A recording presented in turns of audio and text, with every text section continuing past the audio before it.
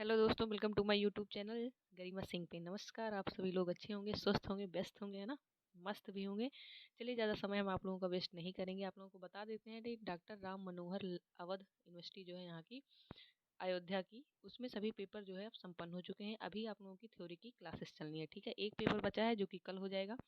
उसके बाद सभी पेपर समाप्त हैं। उसके बाद क्या होगा, आप थ्योरी की क्लासेस चलेंगी।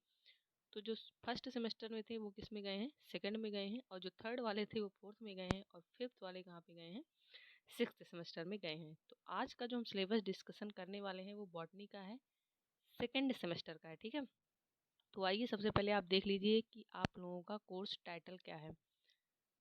कोर्स का टाइटल क्या है, यहाँ पे आप देख सकते हैं, लिखा हुआ है आर्चिगोनिएट एंड प्लांट आर्किटेक्ट, ठीक है। ये भी आपका कितने का होगा, थ्योरी का 75 प्लस 25। बोले तो 75 जो आप पेपर देंगे उसका मिलेगा आप लोगों को, और 25 जो होता है वो इंटरनल मार्क्स होते हैं, जो कि आपके टीचरों के द्वारा आप सभी को दिए जाते हैं। इस बात का ख्याल आप लोग रखिएगा, ठीक है। आइए बढ़ते हैं हम अपने मुद्दे पे। सबसे पहला टॉपिक आप देख सकते हैं आपके सामने है। आपके पूरे सिलेबस में इस बार भी कितनी यूनिट है, टोटल 8 यूनिट है। कितने यूनिट है इस बार भी, टोटल 8 यूनिट है। जिसमें से पहली यूनिट का नाम आप देख सकते हैं, जिसमें से पहली यूनिट का जो नाम है आप देखिए आपके सामने है, इंट्रोडक्शन टू आर्चिगोनिएट एंड ब्रायोफाइटा।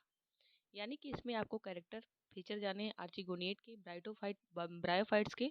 और बेसिकली उसमें रिक्सिया, मार्केंसिया, एंथोसिरास, ये सब जो है इंपॉर्टेंट जो है ब्रायोफाइट्स हैं, इसके बारे में आप लोगों को पढ़ना होगा। दूसरी यूनिट पे आप आ जाइए। दूसरी यूनिट है आप लोगों का टेरिडोफाइट्स। आप सामने देख सकते हैं, इसमें लिखा हुआ है क्या है, टेरिडोफाइट्स। दूसरी यूनिट है आप लोगों की टेरिडोफाइट्स, जिसमें इसके कैरेक्टर पढ़ने हैं आपको, एलिलेंट प्लांट्स पढ़ने हैं, इसका भी क्लासिफिकेशन पढ़ना है, हेट्रोस्पोरी क्या होता है, इवोल्यूशन कैसे हुआ।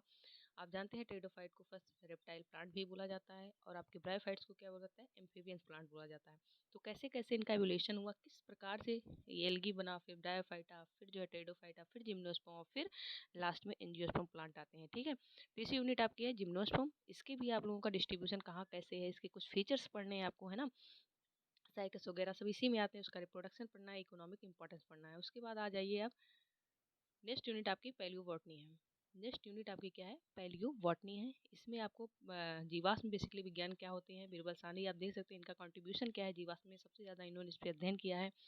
तो इसके बारे में आप पढ़ेंगे पैलियोबॉटनी में। उसके बाद आपकी जो फिफ्थ यूनिट आ जाती है वो है एंजियोस्पर्म मॉर्फोलॉजी, यानी स्टेम, रूट, लीव्स, फ्लावर, इन्फ्लोरेंसेस क्या होते हैं आपको इसमें पढ़ाया जाएगा। किस प्रकार से प्लांट का विकास हुआ, कैसे एंजियोस्पर्म तक जो है ये पहुंचे हुए हैं। अभी हर सबसे डेवलप प्लांट जो है, वेल डेवलप, वो आपका एंजियोस्पर्म ही है। यानी root, stem, well develop, leaves होते हैं, इसमें सीड्स होते हैं, सब कुछ होते हैं। तो आपको बेसिकली सब कुछ इसमें पढ़ाया जाएगा। इन्फ्लोरेंसेस क्या होते हैं, इन्फ्लोरेंसेस की टाइप क्या है, फ्लावर कैसे होते हैं, उनके क्या पार्ट हैं, जैसे कैलिक्स हुआ, क्रोला हुआ, है ना, फ्रूट कैसे डेवलप होता है, ओवरी, ये सब आपको इसी में पढ़ाया जाएगा, ठीक है।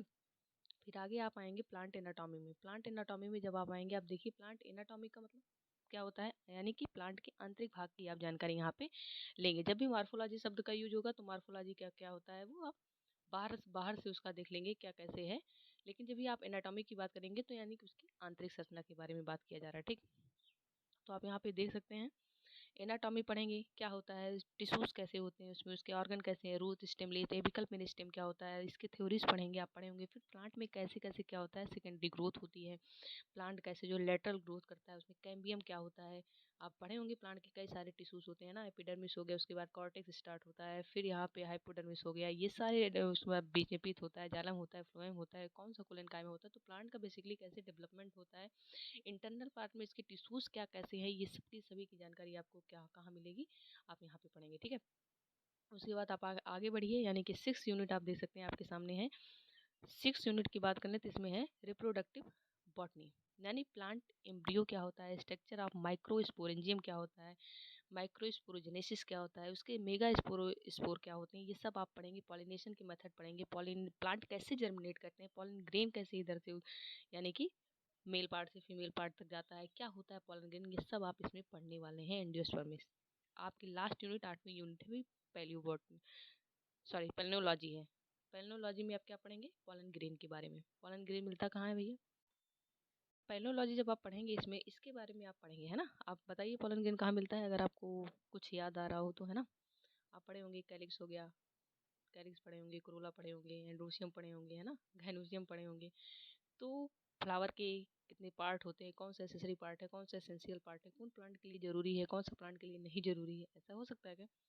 कहाँ से प्लांट किस प्रकार से ग्रो करते हैं, कैसे सीड बनाते हैं, कैसे फ्लावर बनता है, ये सब जो है आपको पढ़ना पड़ेगा। तो बेसिकली इसमें पेलनोलॉजी, उसके स्ट्रक्चर कैसे होते हैं, क्या होते हैं, ये पढ़ना है।